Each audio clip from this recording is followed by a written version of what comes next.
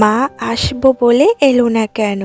তো hello friends, কেমন সবাই? আশা করি ভীষণ ভালো আছো। আমার এই ছোট্ট মিষ্টি মিনি ব্লগটার জন্য সবাইকে জানাই আন্তরিক অভিনন্দন, এবং যারা যারা দেখছো সবাইকে জানাই অনেক ভালোবাসা। তো চলো আজকের এই ছোট্ট ব্লগটা তোমাদের সাথে শেয়ার করতে চলেছি, আর পুরো মানে আমার একটা গল্প তোমাদের সাথে শেয়ার করতে চলেছি।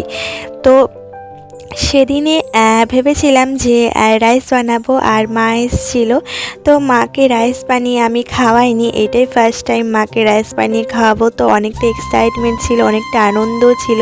কিন্তু সেদিনে আর মা এলো না, কারণ মা গেছিলো মায়ের বাপের বাড়ি, মানে হলো কি আমার মামা বাড়ি। তো তোমাদেরকে ঘুরিয়ে পেঁচিয়ে একটু ভালো করে বুঝিয়ে দিলাম। তো দেখতে পাচ্ছ যে আমি এই রাইসটা বানাচ্ছি, এটা কিন্তু মায়ের জন্য তারপর দিনে। কিন্তু তারপর দিনও মা সকাল থেকে আসেনি। আমার খুব চিন্তা হচ্ছিল যে মা কেন এলো না। তারপরে আমি ফোন করলাম যে মা আসবে না। তো মা তারপরে কিন্তু ফাইনালি এসেছিল।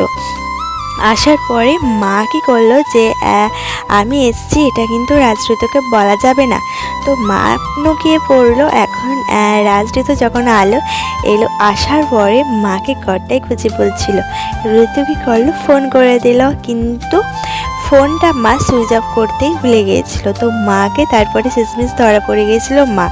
আর যেদিন আমি রাইসটা মানে কিনা হয়েছিল সব কিছু রাইসটা বানানোর জন্য, সেদিনে রাজ এত পরিমাণে রাইস খেতে ভালোবাসে, প্রাইভেট থেকে এসেই বলছিল যে মা দিদন আসেনি, রাইস করবে না। আমি বললাম আজকে তো দিদন আসবে না, তো কালকে আসতে পারে। তো রাজ বললো ঠিক আছে, তবে কালকেই করো, কারণ ও রাইসের থেকেও কিন্তু দিদনকে বেশি ভালোবাসে। ভালোবাসাটা কিন্তু কোনো দিয়ে হয়ে আসে না, মন থেকে আসে। আমি বানিয়েছিলাম রাইস আর বানিয়েছিলাম দুধ পনির। তো দুধ পনির রেসিপি পেতে চাইলে অবশ্যই কমেন্টে জানাতে বলো না, দারুণ হয়েছিল